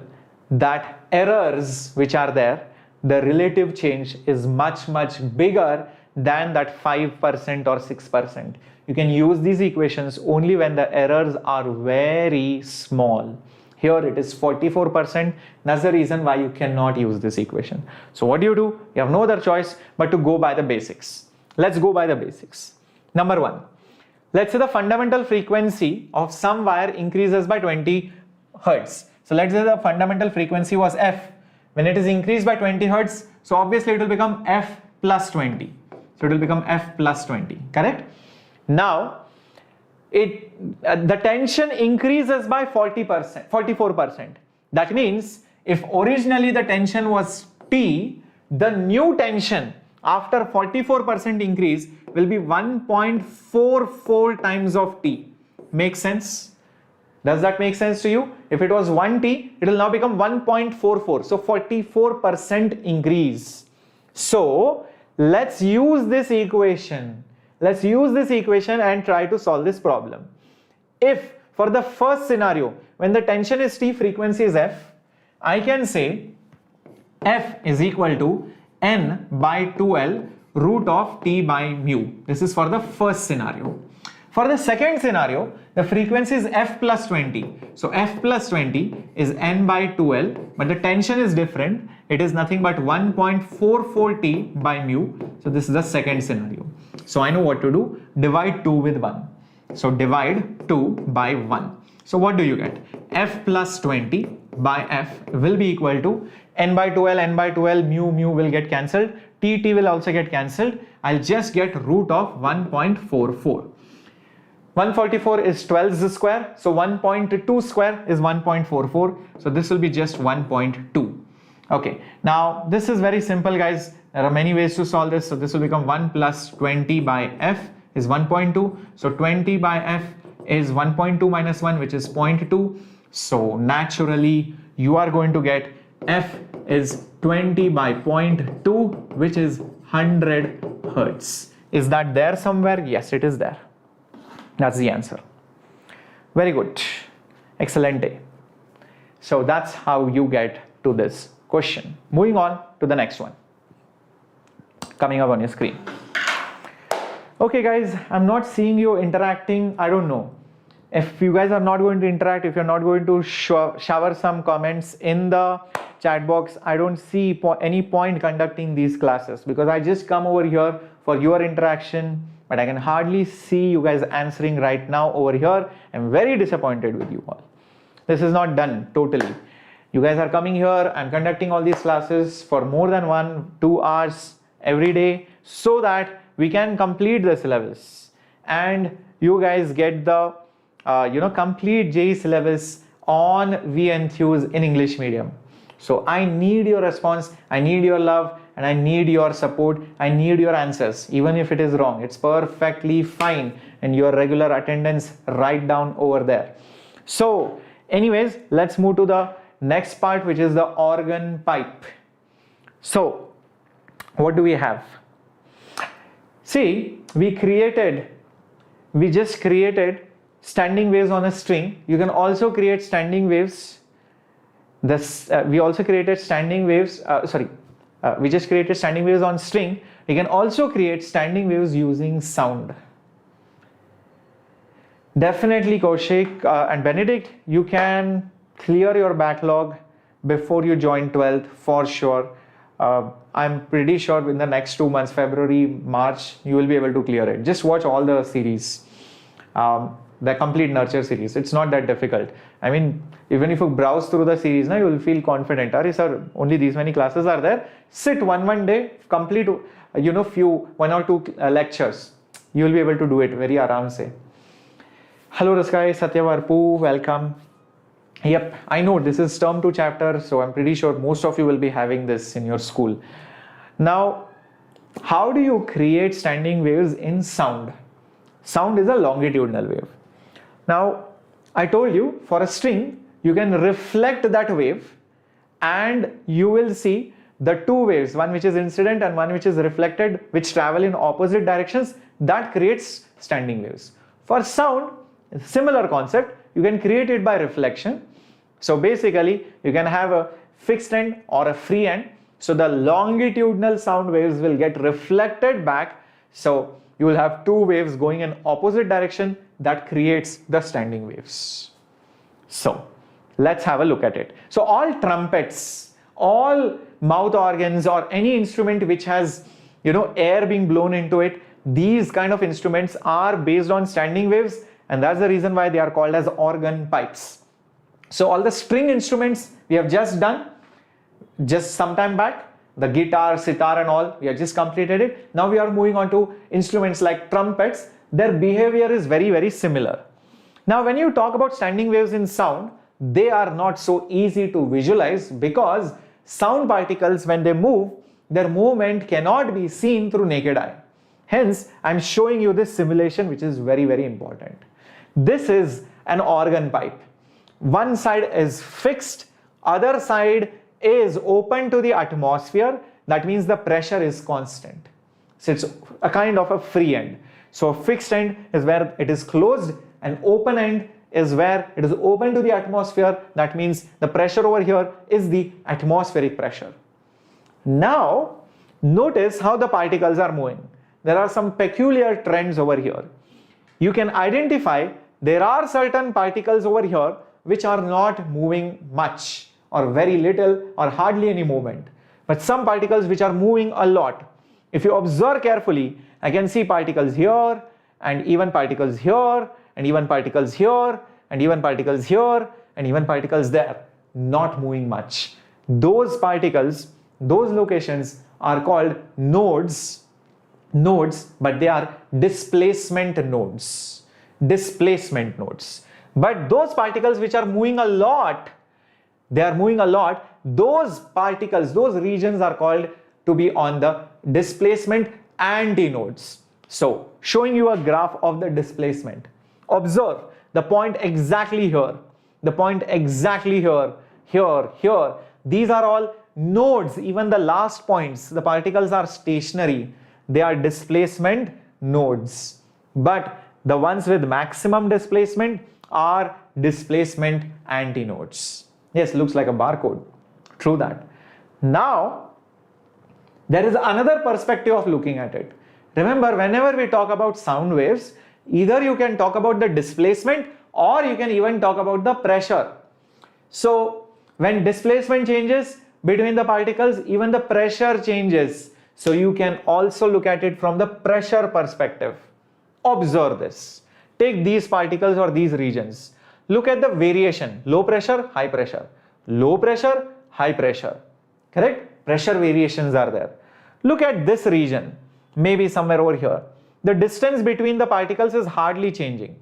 In this region, the distance between the particles is hardly changing. So when pressure changes a lot, variations are a lot, it is a pressure antinode.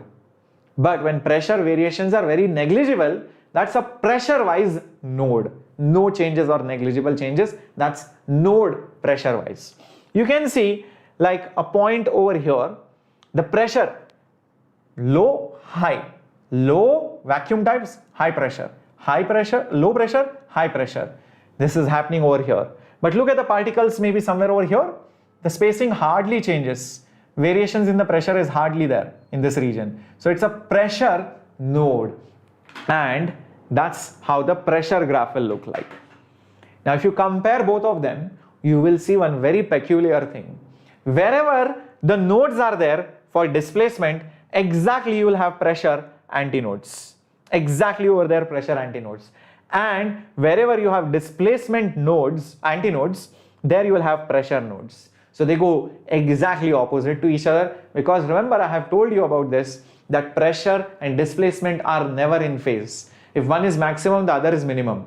If this is minimum, that other one is maximum. So there is a phase difference between them, and hence you will see wherever there is a displacement node, you have a pressure antinode.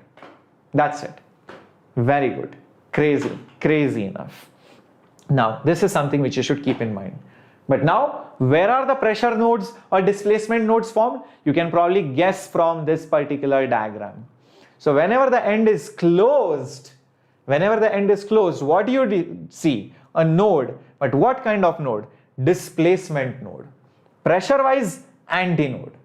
And whenever the end is open, there the pressure is the same. There is no variation. It's open. So pressure wise node. But the particles move back and forth by a large amount. So displacement antinode. So going to the conclusions. When the end is closed, the closed end always has a displacement node. Keep this in mind. There is no movement at the closed end. But the variations in the pressure, they are maximum. So it has a pressure antinode. Similarly, for an open end, you will see the open end will be having displacement antinode. At the open ends, displacement wise, maximum displacement, but pressure wise, there is not much variation, so you will have pressure nodes.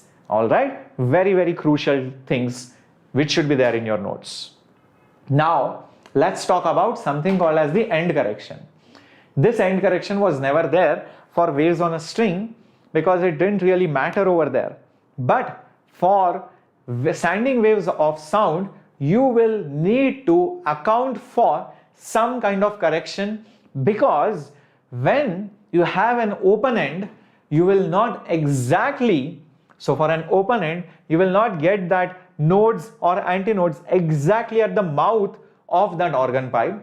The node pressure wise or antinode displacement wise is slightly outside the open end.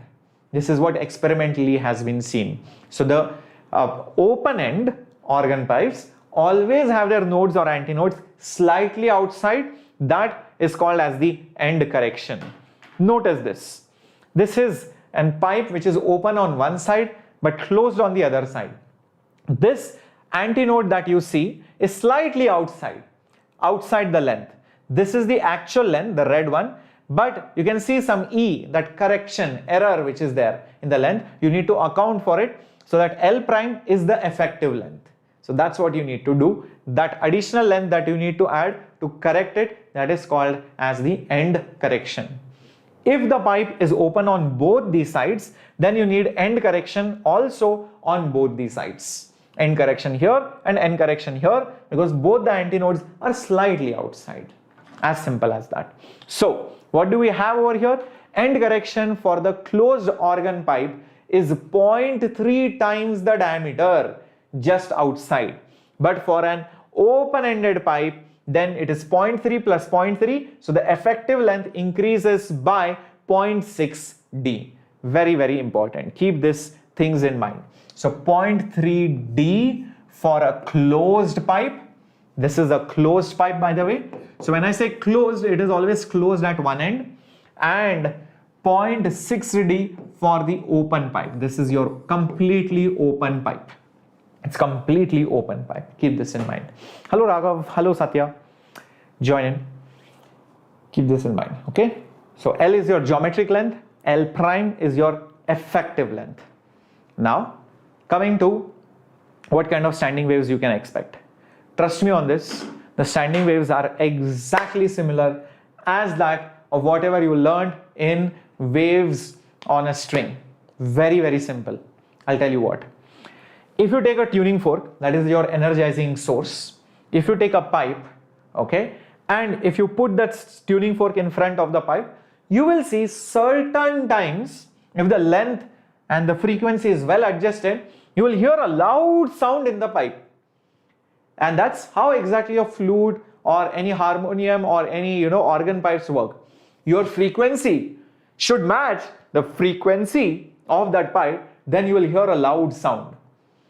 Now, what happens if both ends are open? It's an open pipe.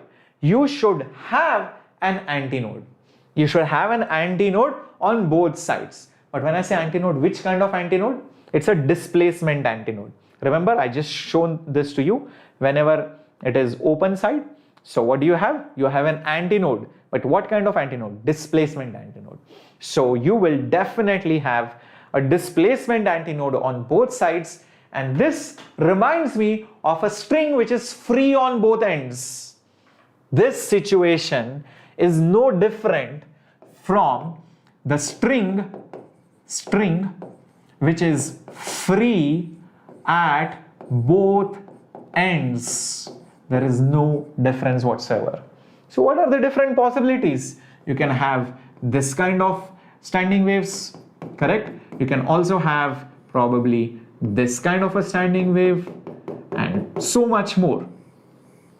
Okay, maybe something like this, standing wave this way. So this formula we have already seen for waves on a string. So what frequency will do good? What frequency will match the frequency of this pipe? What are those allowed frequencies for this pipe? Same as that of the string. And what is allowed on the string? F is equal to NV by 2L. That's it. That's the formula. As simple as that. As simple as that. NV by 2L. Nothing more, nothing less. Same formula as that of the free end string. Nothing less, nothing more. Keep this in mind. Very good. Look at these different modes of vibration. Very interesting to see. This is your first harmonic. Antinode, antinode, node. One lobe. Next harmonic, second harmonic. Half lobe, one lobe, half lobe.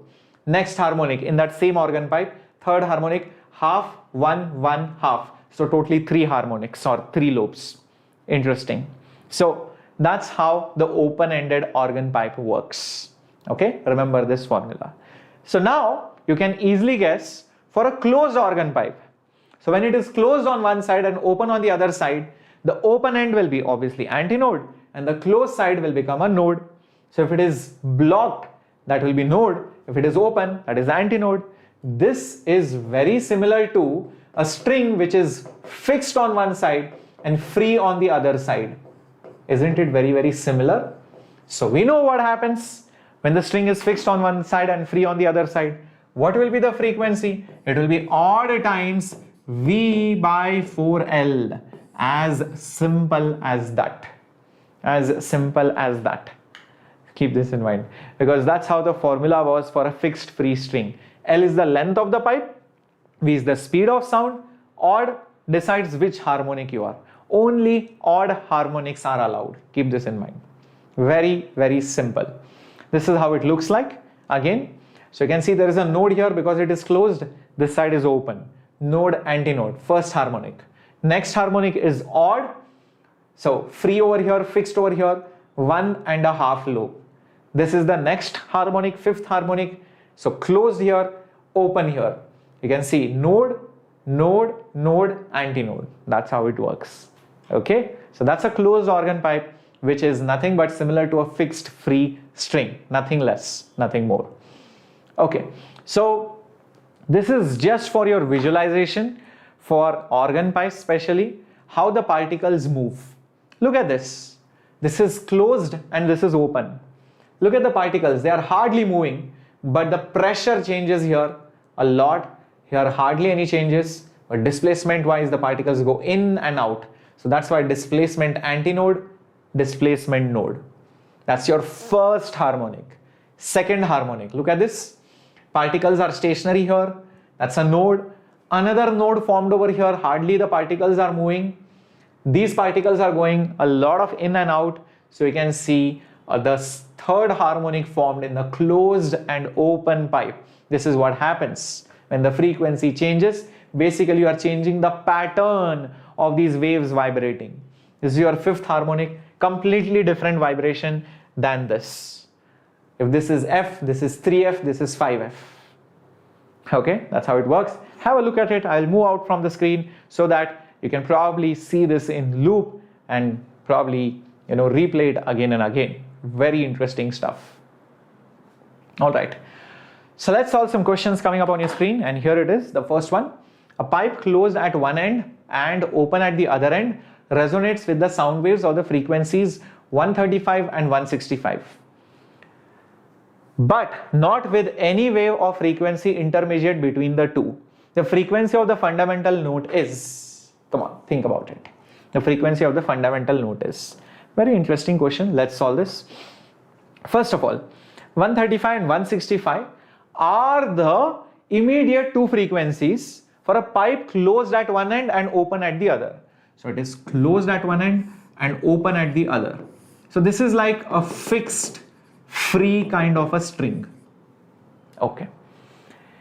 If it's a fixed free kind of a string, I know the frequencies are always odd multiples of V by 4L. Okay. There is no frequency in between these two frequencies. What's the fundamental frequency? All right. V by 4L is obviously the fundamental frequency. Correct? This is the fundamental frequency. So can I not say 135 is some odd number, I don't know, into the fundamental? So let's just call it as F1. 135 is odd number into F1. 165 is the next odd number because there is nothing in between. What is the next odd number? A lot of people are going to make a mistake and they're going to say the previous odd number plus 1. No, it is previous odd number plus 2 because the gap between every odd numbers is always 2. 3, 5, 7, 9, 2. So that's why that plus 2 times of F1. Odd into fundamental. Odd into fundamental. So now all you need to do is take the difference of these two. 165 minus 135. If you subtract these two, you're just going to get 2 into F1. So this is nothing but 30. 30 is 2 F1. So therefore, F1 is 15 Hertz. Hello, JEE Enthuse. Welcome. Hello. How are you? Yep, that's the answer, guys. So is it not going to be B? Yes, it is. Yes, it is. 15 Hertz. Perfecto. Okay, very simple math. Let's move on to the next one. A standing wave is created for sound waves in a closed tube. Interesting. Which of the label points is a displacement antinode? Interesting. Let's try to figure this out. Displacement wise antinode. Okay. So it should be very obvious now. Well, if you look at this graph, this is closed, this is open. Whenever an end is closed, what should you get? Whenever an end is closed, this end is closed, right? Where did it go? Yeah. So if this end is closed, at a closed end, what should you get? You should get a displacement node, correct? And a pressure antinode. Pressure antinode. If you look at these waves, clearly there is an antinode here. So which wave is it representing? This wave which is shown over here is clearly for pressure. It's for surely for pressure, not for displacement. Makes sense? Next, what is asked in the question? In the question, It is asked displacement antinode. Displacement antinode will happen where there is a pressure, node, exactly opposite. So in this graph, where do you think you get pressure nodes? Obviously over here. This is the graph, this is the point where you get pressure node, hence the answer should be 2. Oh, I think the answer was already marked. Correct, that's the answer. Perfecto. So it's little confusing when you think initially, but when you get the hang of it, it's very simple. So whenever it is closed, it has to be fixed, like a fixed end. That means it has to be a node, but node which wise? Displacement wise. That means pressure wise, it is antinode.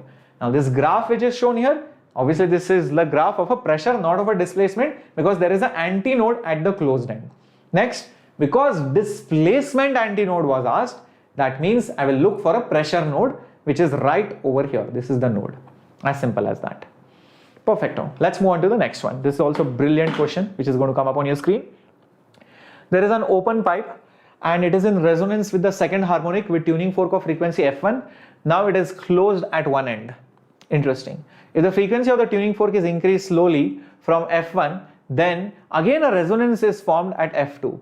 If in this case the pipe vibrates in the nth harmonic, then interesting question. Let's find this out. First of all, this is an open pipe. Okay, and it is resonating in its second harmonic with the fork. Now if it is closed on one side, okay, so let's do it situation by situation. First, it was open on both sides and this was in the second harmonic and the frequency was F1. So F1 will be NV by 2L. N is 2 into V by 2L. This is the equation that I will use for the first situation. Second harmonic frequency is F1 and it is open pipe. Next situation. Now it is closed on one side. It is closed on one side and the tuning fork frequency slowly increased from F1 till resonance is obtained at F2. Now it vibrates in the nth harmonic.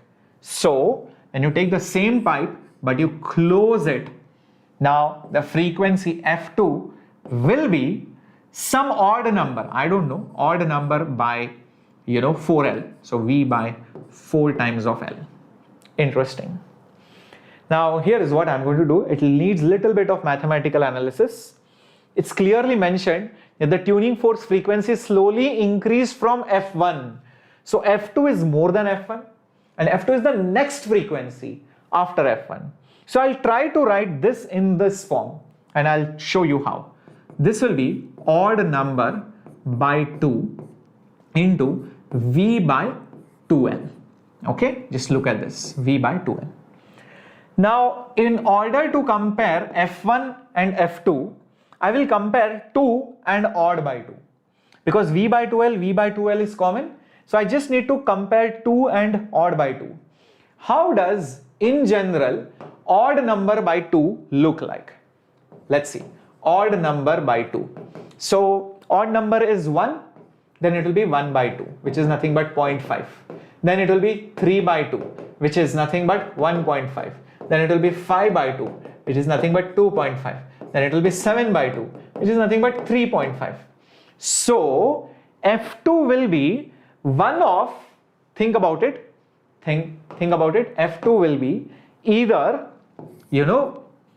what is that, 0.5 times V by 2L or 1.5 times V by 2L or 2.5 times V by 2L or 3.5 times V by 2L and so on and so forth.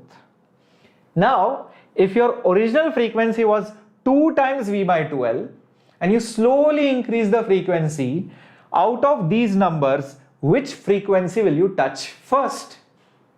If your original frequency F1 was 2 times V by 2L, after 2, which is the next number that you will get out of these after 2, obviously 2.5. Does that make sense to you? You'll obviously get 2.5. Hence, I just figured out F2 is 2.5 means 5 by 2. 5 by 2 times V by 2L, which is 5 times V by 4L. Very, very important. From this you get most of the things. So 5 is my odd number. So basically I'm talking about this equation right over here. 5 is my odd number in this particular equation. So what is the harmonic? This is basically your fifth harmonic, fifth multiple of V by 4L. So it is the fifth harmonic, as simple as that.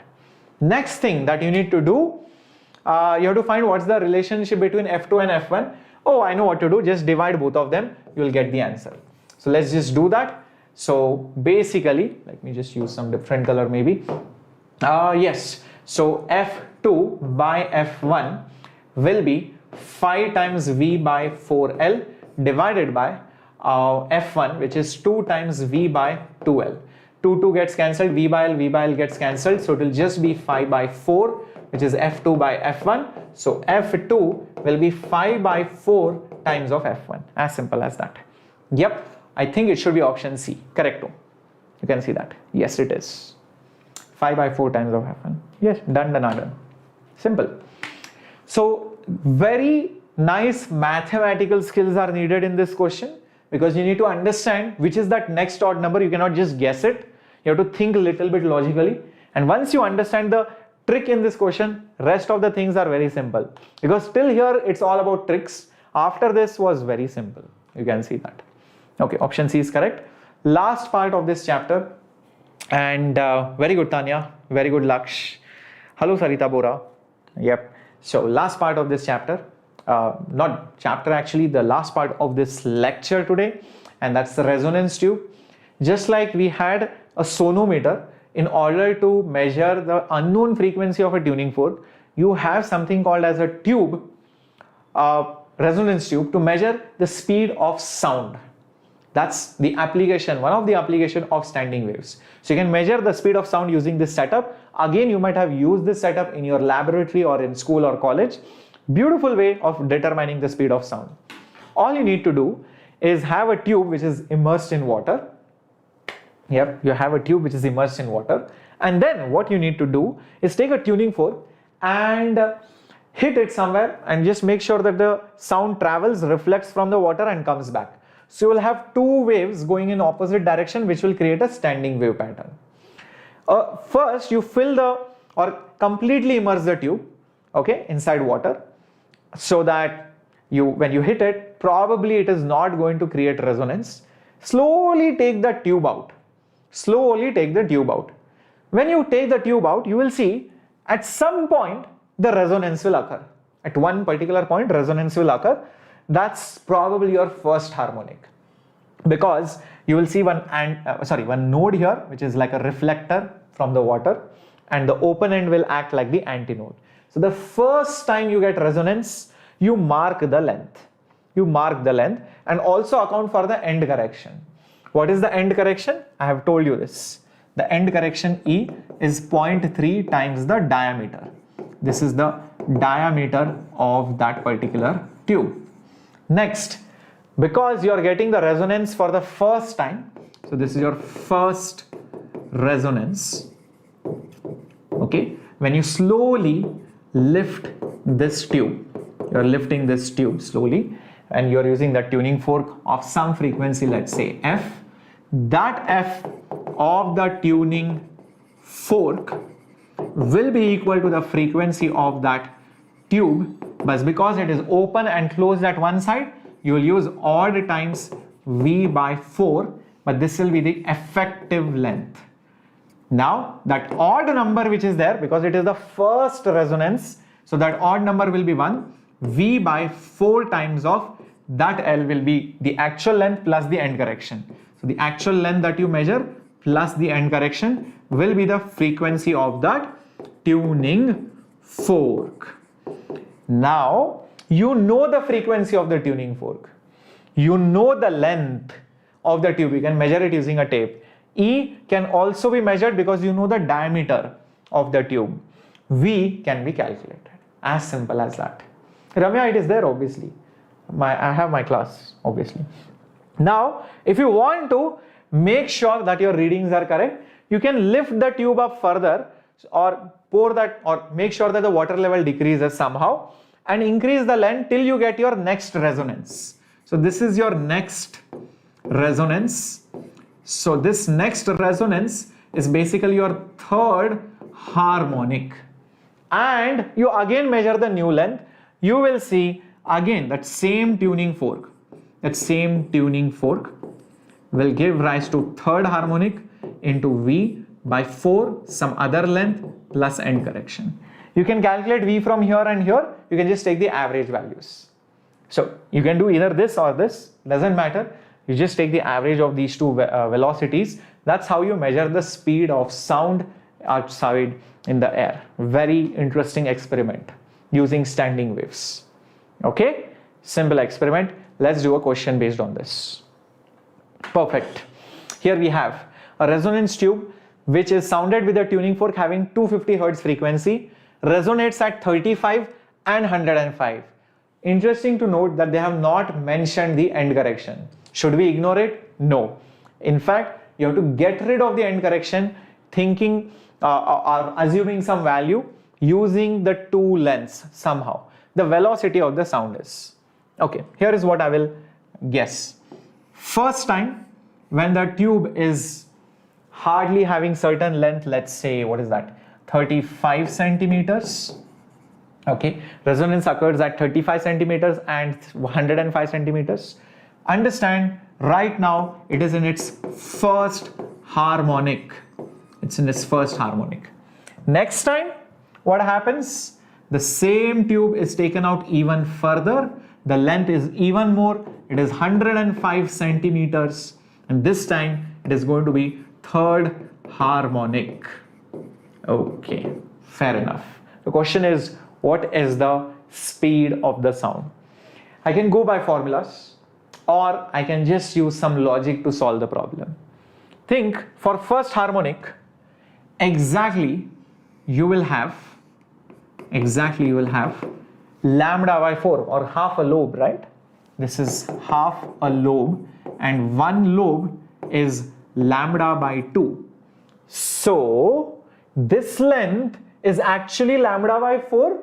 So can I say lambda by 4 is technically 35 centimeters, but the antinode is slightly outside because of the end correction. So this entire length is 35 plus some end correction. Everybody agrees to this. Why lambda by 4? It's a half lobe. One lobe is lambda by 2. Half lobe is half of lambda by 2, which is lambda by 4. And this is 35, which is the actual length, plus. So when I say 35 centimeters is the length of the tube, but we know antinode is slightly outside. So plus E. Next, for the second part, when it is 105 centimeters, which is third harmonic, I know for a fact that it would be something like this. Yeah, something like this. So this is your third harmonic. Obviously, there is some end correction over here. How many lobes are there? 3 half lobes.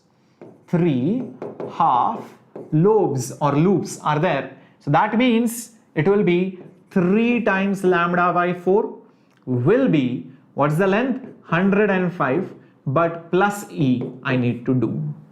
Got it? Now, what you need to do?